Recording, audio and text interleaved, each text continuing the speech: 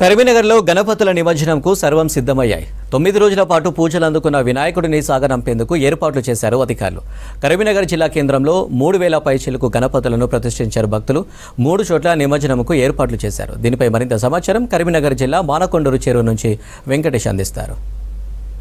వీడ్కోలు పలికే సమయం వచ్చింది. రేపే కరీంనగర్ జిల్లా వ్యాప్తంగా గణనాథులకు వీడ్కోలు పలకబోతున్నారు. ఇప్పటికే వీడ్కోలకు సంబంధించిన కార్యక్రమాలు కూడా మొదలైనవి. చూడొచ్చు, మనం ప్రజెంట్ కరీంనగర్ టవర్ సర్కిల్లో ఉన్నాం. టవర్ సర్కిల్ దగ్గర ఉన్న భారీ గణపతి ఇక్కడ చాలా ఫేమస్ గణపతిగా చెప్పుకోవచ్చు మనం.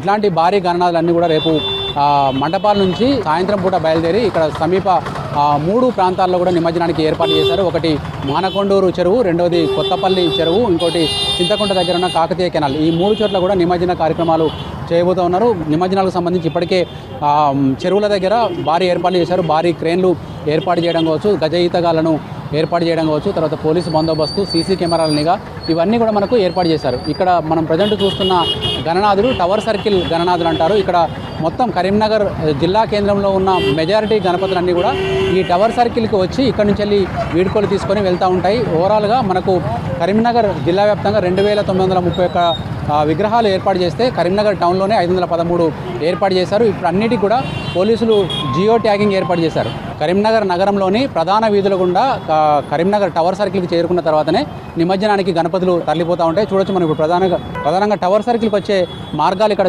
దాదాపు చాలా 3 మార్గాలున్నాయి. మనం చూస్తున్న మార్గంతో పాటు ఇటు లెఫ్ట్ సైడ్ రాజీవ్ చౌక్ నుంచి వచ్చే వినాయకులు కావచ్చు, తర్వాత ఈ టవర్ సర్కిల్కు ముందున్న భాగం నుంచి వచ్చే గణపతులు కావచ్చు, తర్వాత మరోవైపు గంజి వైపు నుంచి వచ్చే గణపతులు కావచ్చు, అన్నీ కూడా ఇక్కడికి వచ్చి ఇక్కడ మనం చూస్తున్న ఈ వీడ్కోలు మండపం దగ్గర నుంచి వీడ్కోలు తీసుకున్న తర్వాతనే ఆయా నిమజ్జన కేంద్రాలకు తరలిపోతాయి. ఇక్కడ మనం చూడొచ్చు, ఇప్పుడు అన్నీ ఆల్రెడీ గణేష్ ఉత్సవ సమితి, హిందూ ఉత్సవ సమితి కావచ్చు, విశ్వ హిందూ పరిషత్తు, బజరంగ దళ్ లాంటి వాళ్ళు ఇక్కడ ఆల్రెడీ ఏర్పాట్లు చేస్తూ ఉన్నారు. ఒక్కొక్క వినాయకుడికి ఇక్కడికి వచ్చిన తర్వాత కొబ్బరికాయ కొట్టి వాటిని 9 రోజుల పాటు పూజలు అందుకున్న గణనాథుడికి చివరి వీడ్కోలు ఇక్కడ పలుకుతారు.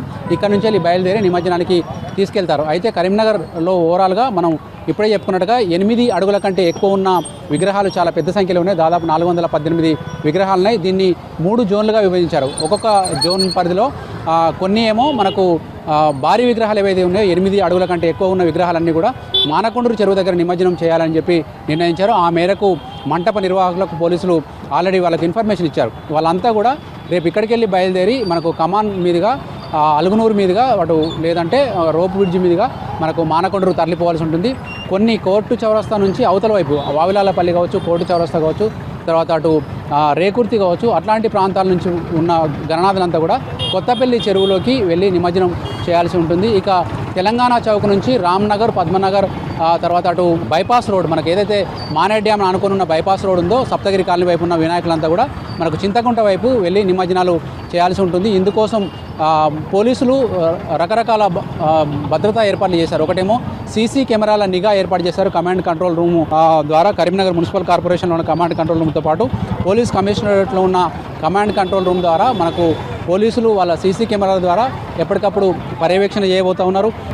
నిమజ్జన కేంద్రం దగ్గర, చెరువుల దగ్గర భారీ బందోబస్తు, గజ ఈతగాళ్ళు, తర్వాత ప్రత్యేకమైన క్రేన్లు ఏర్పాటు చేశారు.